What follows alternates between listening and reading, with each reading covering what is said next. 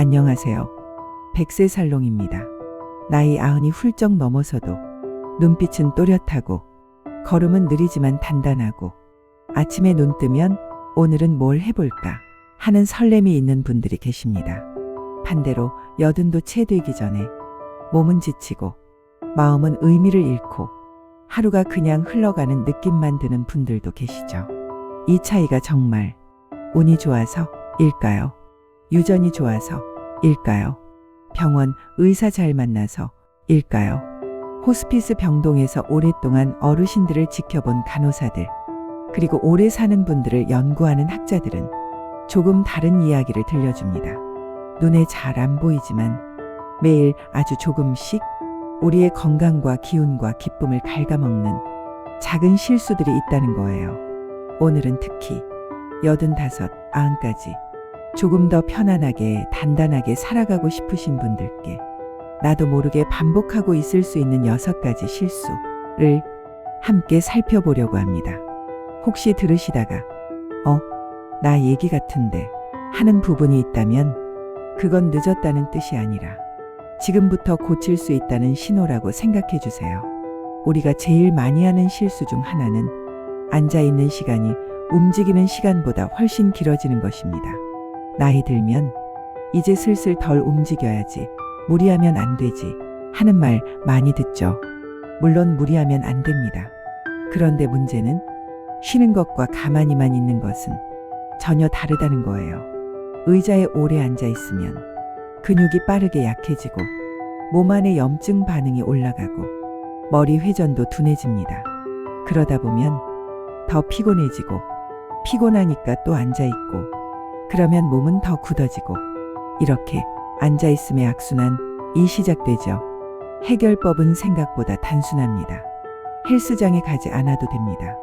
그냥 앉아있는 시간보다 몸을 조금이라도 더 자주 움직이는 것.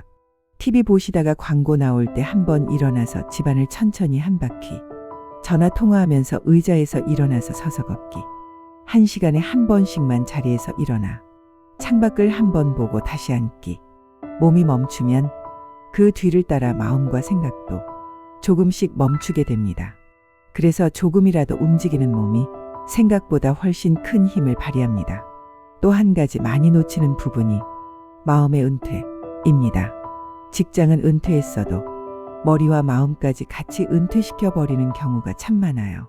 이제 나이도 있는데 뭘 또 새로 배워, 애들한테 맡기고 나는 빠져야지, 이렇게 생각하면서 새로운 걸 배우려는 마음, 궁금해하는 마음, 기억하려고 애쓰는 마음을 조금씩 내려놓게 되죠.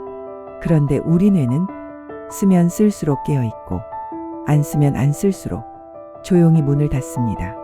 새로운 책 한 권, 새로운 요리 레시피 하나, 손주에게 스마트폰 쓰는 법을 배우는 것, 내가 아는 걸 누군가에게 가르쳐 주는 것, 이런 것들이 다 뇌에게 주는 작은 숙제가 됩니다. 바쁘게 뭘 많이 하자는 게 아니에요.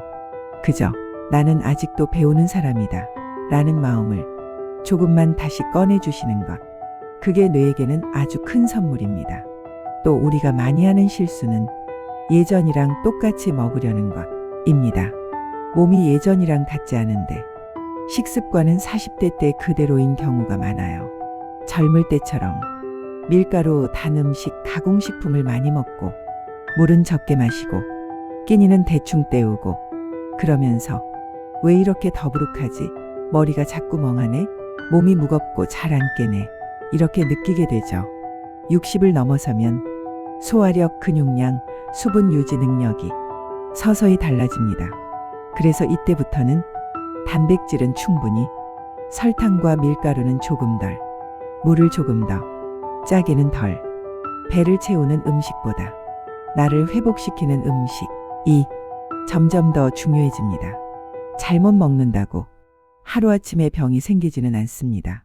하지만 조금씩 쌓이는 잘못된 식습관이 몇 년, 몇십 년 후에는 혈압, 혈당, 관절, 기억력으로 슬그머니 모습을 드러내게 되죠. 제일 마음이 아픈 말 중 하나가 내가 뭘 애들 바쁜데 괜히 귀찮게 라는 말입니다. 많은 어르신들이 몸이 아파도 마음이 허전해도 겁이 나도 도움 요청을 잘 안 하세요. 민폐 끼치면 안 된다. 애들 힘든데 나까지 힘들다고 하면 안 되지.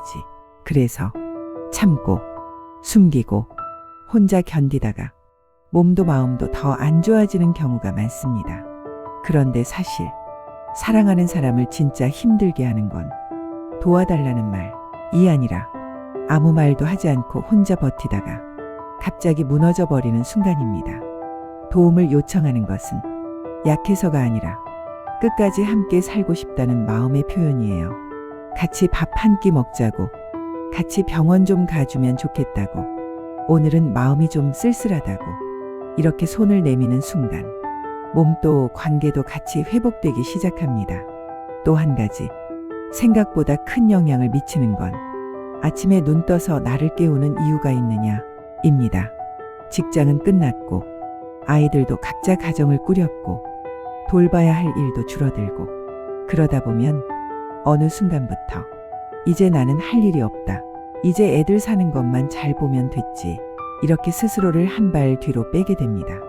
그런데 몸은 살 이유가 있는 사람을 끝까지 돕고 싶어 합니다.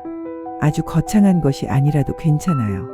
내가 물을 챙겨주는 화분 한 개, 매일 안부를 묻는 이웃 한 사람, 매일 아침 읽는 책 한 페이지, 매일 밤 잠들기 전에 드리는 짧은 기도 한 줄. 이런 것들이 다 오늘도 나는 살아서 할 일이 있다 라는 조용한 선언이 됩니다. 목적은 대단한 성취가 아니라 오늘 하루를 조금 더 깊이 살아내는 마음이에요. 마지막으로 가장 위험한 실수는 이제 너무 늦었다고 믿어버리는 것입니다. 이 나이에 뭘 바꿔, 벌써 이렇게 됐는데 이제 무슨 소용이야. 이 생각이 들어오는 순간 몸은 따라 움직일 이유를 잃어버립니다. 하지만 요즘 연구들을 보면요, 70대에 들어서도 식습관을 바꾸고 조금씩 걸으면서 당뇨를 안정시키는 분들, 80대에 그림을 시작하고 봉사를 시작하고 새로운 사랑을 만나는 분들, 90 가까운 나이에 재활 운동으로 다시 걸음을 회복한 분들 이야기가 끊임없이 나오고 있습니다. 세월이 우리에게서 가져가는 것도 많지만 지금부터 내가 선택할 수 있는 것들도 생각보다 훨씬 많이 남아 있습니다. 오늘 이 영상을 보시는 지금 이 순간이 이미 늦어버린 때가 아니라 그래도 아직은 바꿀 수 있는 때라는 것, 그 사실만큼은 꼭 기억해 두셨으면 합니다. 혹시 오늘 이야기를 들으시면서 나에게 해당되는 부분이 하나라도 떠오르셨다면 그게 바로 당신의 몸과 마음이 보내는 작은 신호일 거예요. 나 아직 더 잘 살고 싶다. 좀 더 가볍고 좀 더 평온하게 살고 싶다. 그 마음이 들 때가 가장 좋은 시작점입니다. 이야기가 도움이 되셨다면 좋아요와 구독, 그리고 댓글로도 나눠주세요. 나는 앞으로 이 한 가지는 꼭 바꿔보겠다 결심하신 게 있다면 댓글로 적어보세요. 그 한 줄이 당신의 남은 10년, 20년, 그리고 누군가의 삶까지도 조용히 바꾸는 씨앗이 될 수 있습니다. 시청해 주셔서 감사합니다.